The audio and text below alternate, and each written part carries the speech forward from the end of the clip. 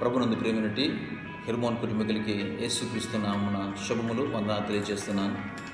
ఏదైనా ప్రత్యేకంగా మీ మధ్యకి ఈ విధంగా రికార్డింగ్లో రావడానికి గల కారణం ఉంది. దాని ముందుగా దేవుని యొక్క అత్యంతమైన కృపచేత గతించిన కాలం అన్నింటిలో కూడా ఆయన మనం విడిచిపెట్టక కృప చూపుతూ వచ్చాడు.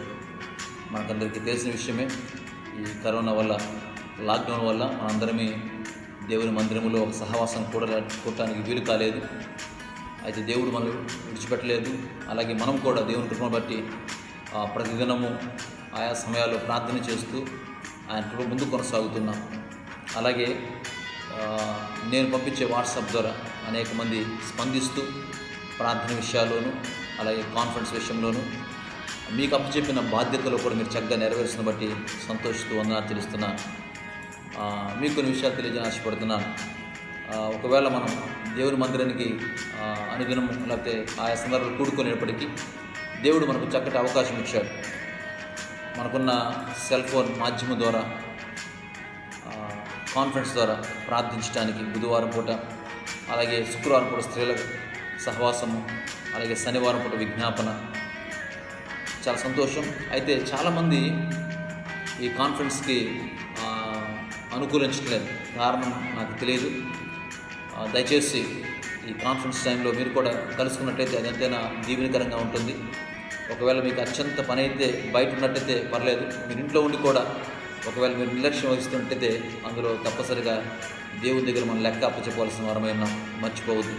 రెండవదిగా,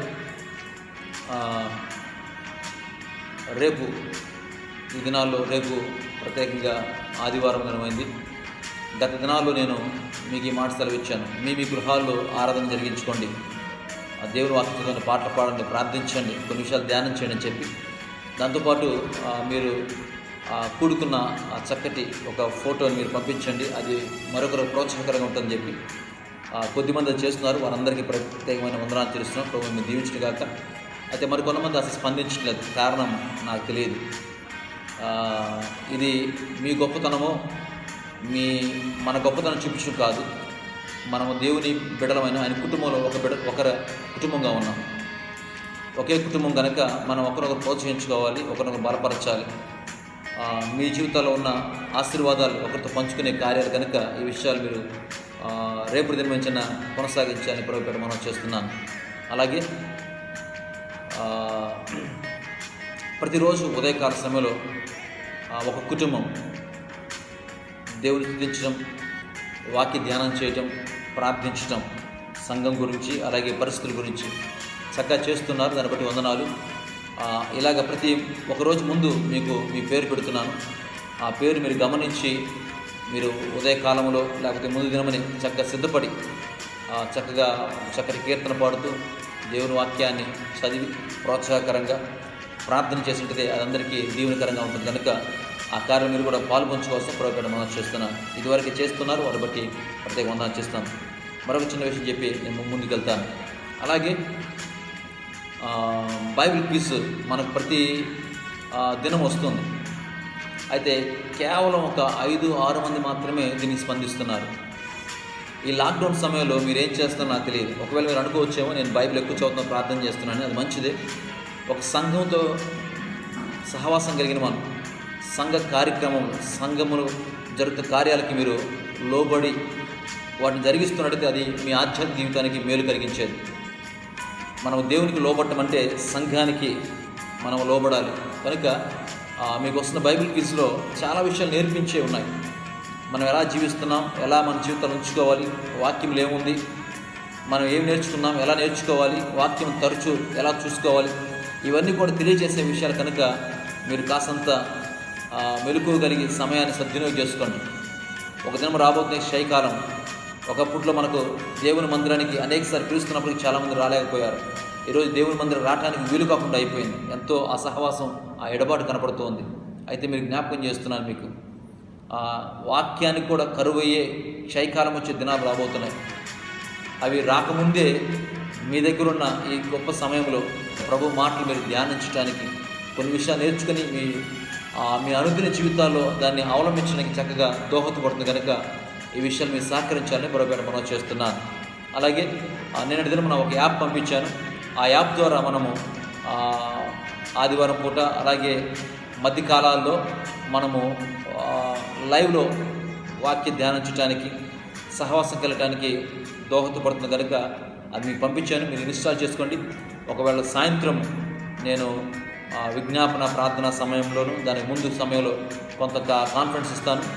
ఆ టైంకంతా మీరు సమయం ఇస్తాను. ఆ సమయానికి మీరు దాంట్లో లాగిన్ అయినట్లయితే మనం కలిసి ప్రభువుని స్తుతించగలం, ప్రభువుని ఆరాధించగలం. కనుక ఈ సమయాన్ని మీరు సద్వినియోగం చేసుకుని ప్రభుపేట మనం చేస్తున్నాను. ఈ విషయాల్లో సంఘ పెద్దలు అలాగే సంఘమంతా సహకరిస్తున్న చాలా విషయాలు దాన్ని బట్టి వందనాలు. ప్రత్యేకంగా మరొకసారి మిమ్మల్ని అందరిని బట్టి సంతోషిస్తున్నాను. మనం దూరంగా ఉన్నప్పటికీ ఈ సెల్ ఫోన్ మాధ్యమం ద్వారా ఒకరినొకరు చూడటానికి, పలకరించడానికి, పరామర్శించడానికి, ప్రార్థించడానికి ప్రభు ఇచ్చిన సమయాన్ని బట్టి దేవుని కొందరు ఆచరిస్తున్నాను. ప్రభు మిమ్మల్ని మీ కుటుంబం దీవించిన కాక. ఇది మొదలుకొని మీరు తప్పనిసరిగా మన వాట్సాప్లో వస్తున్న విషయాన్ని ఫాలో అవ్వండి. ఆ ఫాలో అవుతున్న విషయానికి మీ స్పందన కూడా తెలియచేయండి. మీరు ఎలా దీవించబడుతున్నారు, మేము కూడా ఉన్నాం అనే విషయాన్ని హాయ్ అంటాం, ప్రైజ్ ది లార్డ్ చెప్పటం, ఆమేన్ చెప్పటం, ఇలాగా మీరు కూడా నేర్చుకున్న విషయాలు దాని స్పందన తెలియజేస్తే కుటుంబంగా ఉన్న మనము సంతోషిస్తాం. కనుక ఈ విషయాలు మీరు సహకరించాలని ప్రభుపేట మీ సేవకుడుగా నేను భావిస్తూ మీకు ఈ విషయాలు తెలియజేస్తాను. ప్రభు దీవించినాక చిన్న ప్రార్థన చేసి ముగిస్తాను. ప్రేమగల తండ్రి, పరిశుద్ధానికి ఘనమైన మన వందనాలు. ఈ ఉదయకాల సమయంలో ఈ పగటి కాలమందు నీ బిడ్డలతో ఏ రీతిగా మాట్లాడటానికి కృపకానికి వందనాలు. ప్రత్యేక నీ బిడ్డలు దీవించి ఆశించి బలపరచండి. ఈ లాక్డౌన్లో అయ్యా ఎవరి గృహాలకు వారు ఉన్నాం, అలాగే మా ప్రియులు కొంతమంది ఉద్యోగ పద్ధతిలో ఉన్నారు. అయ్యా వారిని మీరు క్షేమంగా వారిని ఉంచండి.